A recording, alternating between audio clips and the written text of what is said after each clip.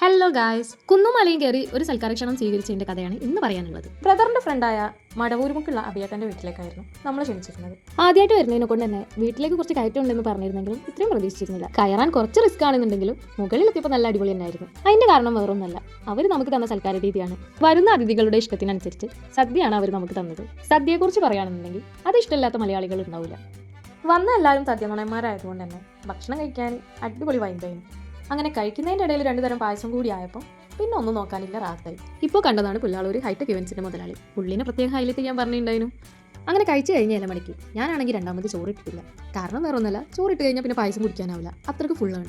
അങ്ങനെ എല്ലാവരുടെയും ഭക്ഷണം കഴിക്കലൊക്കെ കഴിഞ്ഞപ്പോൾ മഴ വരുന്നതിന് മുമ്പ് താഴെ എത്തണം എന്നുള്ളത് കൊണ്ട് തന്നെ നമ്മൾ വേഗം ഇറങ്ങി. ഒന്നും പറയാനില്ല, അവിടെ കയറാൻ കുറച്ച് പാടാണെന്നുണ്ടെങ്കിലും അവിടുത്തെ വ്യൂ അടിപൊളി തന്നെയാണ്.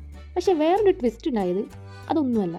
കയറുന്നതാണ് ഏറ്റവും റിസ്ക് ഉള്ള പരിപാടി എന്നാണ് നമ്മൾ വിചാരിച്ചത്. പക്ഷേ ഇറങ്ങുമ്പോഴാണ് മനസ്സിലായത് ഇറങ്ങുന്നതാണ് ഏറ്റവും വലിയ റിസ്ക് ഉള്ള പരിപാടി എന്നുള്ളത്. തട്ടിയും തടഞ്ഞും വീഴാതിരിക്കാൻ വേണ്ടി എല്ലാവരും പരസ്പരം അങ്ങോട്ടും ഇങ്ങോട്ടും സഹായിച്ചിട്ടാണ് ഇറങ്ങിയത്. ഏതായാലും ഈ ഒരു യാത്ര അടിപൊളി തന്നെയായിരുന്നു, ഒന്നും പറയാനില്ല.